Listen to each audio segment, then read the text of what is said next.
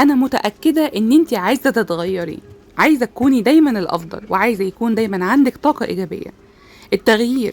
التغيير هو اكبر تحدي ممكن يواجهك في حياتك، والتغيير الحقيقي بيكون معاه صعوبات. الصعوبة الاولى انك هتكوني عاملة زي الطفلة المولودة جديد، بتخرجي للحياة ومعاكي كل المخاوف، وكمان بيكون معاكي كل الفرص. بتتعرفي على نفسك وبتتعرفي على الناس وكأنك بتشوفيهم لأول مرة.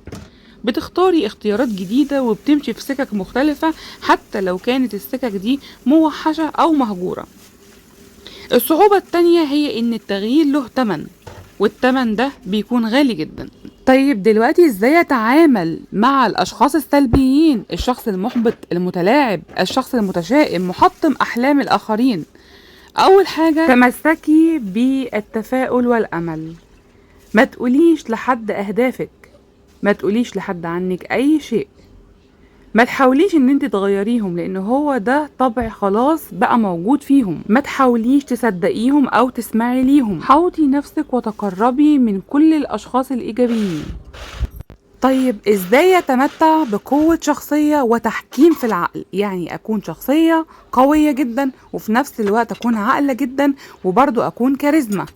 اول حاجة هتشتغلي عليها هي الاعتماد على المجاملات الصادقة، وكمان الثقة بالنفس واحترام الذات. اظهري دايما احترامك ومرونتك مع الاخرين، والابتعاد تماما عن التكبر والعجرفة. يعني نتعامل بطبيعتنا، نتعامل بأصلنا، نتعامل بتربيتنا، علشان دايما اللي قدامنا بياخد عننا الفكرة والانطباع من أول مرة ومن أول مقابلة.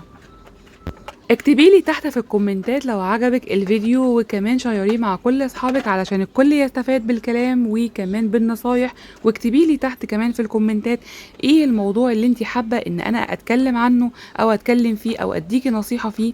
ايه الحاجة اللي ممكن تكون موتراكي جدا وعايزة تتخلصي منها تماما. شير لو عجبك الفيديو. كانت معكم دينا ابو الفتوح.